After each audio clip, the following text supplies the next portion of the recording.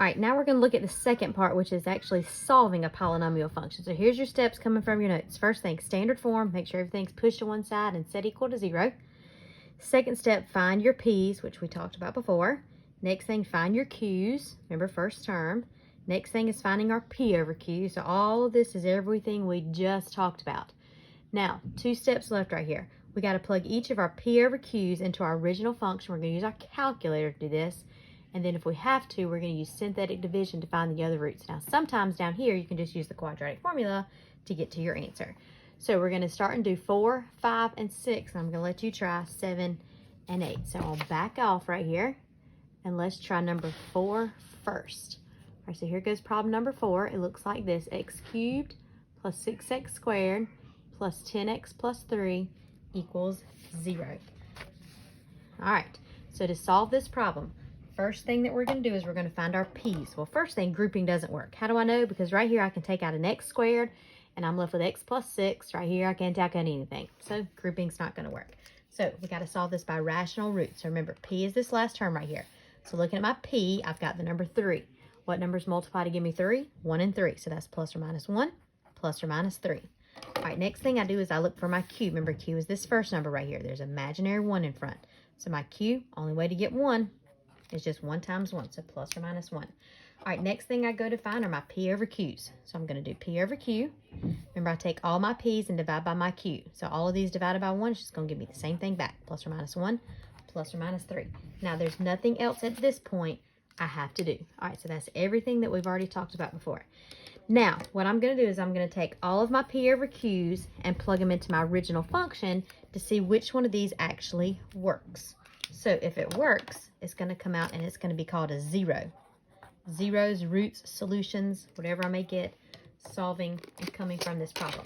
Now remember, I need 3 answers because my power is x cubed. All right, so here goes my calculator screen. I'm going to turn my calculator on.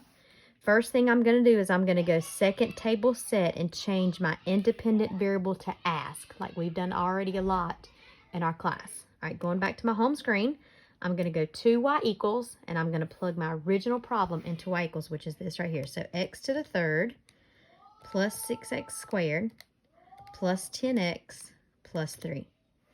All right, now I'm going to go to my table. So here's table. It's in blue, so second table. And I'm going to punch all of my p over q's in. So I got positive 1. So 1, it gave me out 20. So that's not a 0. Then I'm going to do negative 1. That gave me out negative 2. So that's not a 0. Then I'm going to do 3. That gave me out 114.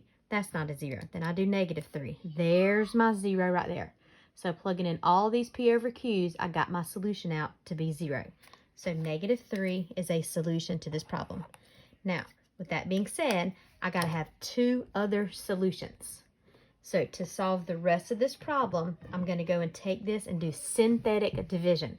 Now, when I do synthetic division, the number I get for my 0 is the number that I use for synthetic division. So I'm going to take this negative 3 and do synthetic division with my original problem.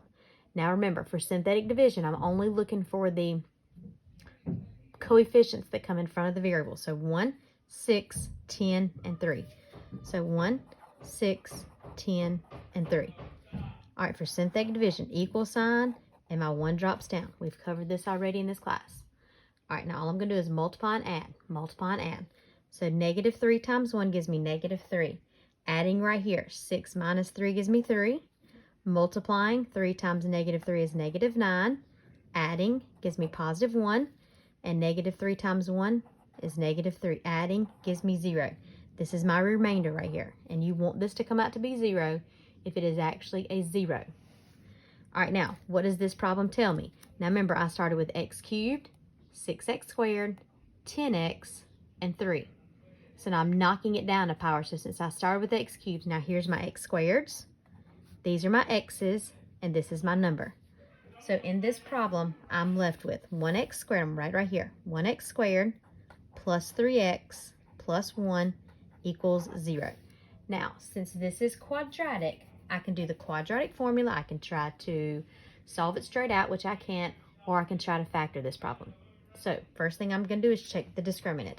So using my calculator, checking the discriminant, that's b squared minus 4ac. So b is 3. So 3 squared 3 squared minus 4 times a is 1, and c is also 1. And that gives me out 5. All right, 5 is not a perfect square. Since 5 is not a perfect square, I cannot factor this problem, so I must use the quadratic formula. So let me go ahead and write this down. B squared minus 4ac equals 5. Now I can plug this thing into the quadratic formula. So negative b, negative 3, plus or minus what I just got out, square root of 5, all over 2 times a. Well, 2 times 1 just gives me 2. So this gives me 2 solutions, 1 plus, 1 minus.